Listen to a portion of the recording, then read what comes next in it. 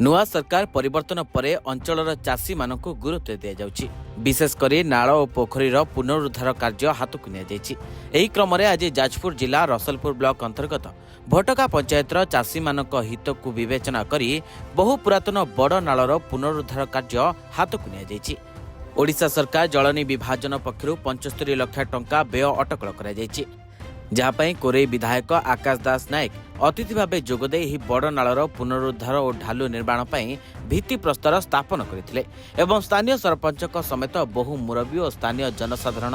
युव नेता और कर्मी माने एही कार्य में उपस्थित थिले। श्री विधायक दास चाषी मानक सह एही नाल को बुली क्षेत्र परिदर्शन करते तुरंत एही काम शेष करने विभागीय अधिकारी को अवगत कर आज भटका पंचायत ठारे ड्रेनेज डिविजन डिपार्टमेंट एक 75 लाख टंका व्यय विनिमय एक नालर पुनरुद्धारीकरण आज शुभ भित्तिप्रस्तर स्थापन करागला एवं या फल ये जहाँ आप देखुं दोफसिली बहुत हुए अंचल आमर परिवा चाष बहुत हुए एवं ये केनालटी हवा फल ड्रेनेजटी हवा फल चाषी मैंने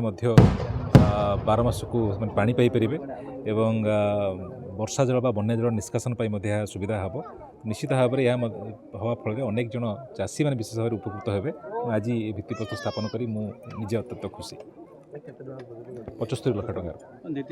भाव में ड्रेनेज डिपार्टमेंट को समय दिखाई से डिपार्टमेंट मध्य ही सारे और समुदाय 75 लाख टंकार व्यय अटकल कराई एवं ये व्यय अटकल सरला पुणी द्वितीय फेज में टंका देवाई आम प्रपोजाल दूँ। मो ना स्मृति रेखा राउत भटका पंचायत सरपंच जिते बड़े मु 12 मसीह सरपंच थी 2015 मसीह ड्रेनेज एटा हूँ वाटर रिसोर्सेज अंडर ड्रेनेज विभागटा से समय 2015 मसीह एटा गोटे आम लेटर करूँ ड्रेनेज विभाग को जहाँ सी आम कथा को रखिकिना आज से कामटा करिसेंती एवं जहाँ एमएलए सार आसिक इनॉग्रेशन करछंती आउ आपण मैंने जमी जानी आम एमएलए भाई कथा जो कथाटा दिखती से कथा रखती इश्तिहार जमी रखी जमती आम नईटा पुनरुद्धार हम सेटा सी फुलफिल कले एवं आगामी दिन एटा निश्चित आम नईरे पानी चलो एवं एटा भी जहाँ तांकरी समय यहाँ सांक्शन है